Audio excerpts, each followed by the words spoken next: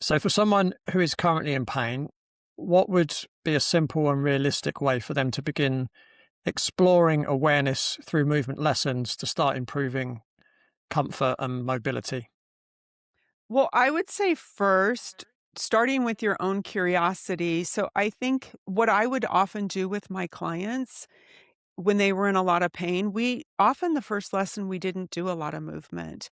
And so I was thinking about this actually in the last couple of days, what people can do on their own even before they do an actual lesson. So what I would often do with my clients, moving them much at all was not available. I would often put my hand on their ribs and I would ask them to breathe in and expand those ribs and then let it release.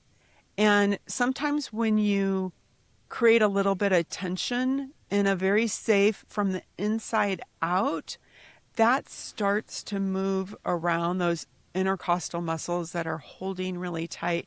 And when you move one set of ribs in one area, there's a ripple effect that goes through other areas. So I think that is something that people can explore on their own. Another thing that was really effective in my private practice was if a client had shoulder pain, and I was really afraid to do this in the beginning, and I thought this is counterintuitive, but my trainer is like, it's so effective, it works every time.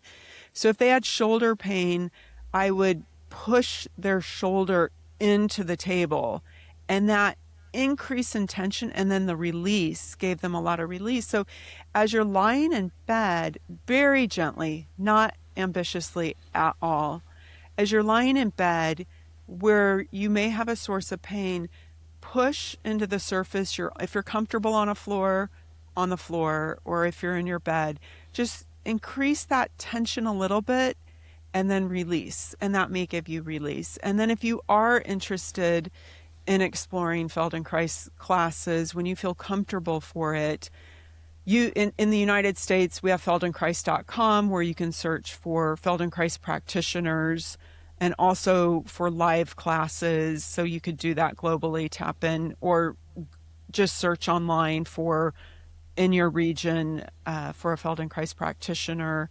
And then I have built an app called Posture, and it's a take of Moshe Feldenkrais didn't believe in posture. So a lot of people in the community are like, that's not reflective of what we don't care about posture. We care about movement. But Moshe Feldenkrais had the term acture, which is being able to move in any direction. But we have about 365 lessons because my goal was to make something affordable and accessible because, again, the novelty is so important.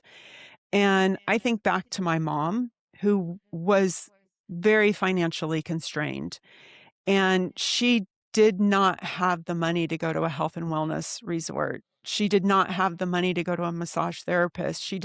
She was trapped in the insurance program and what they were offering her.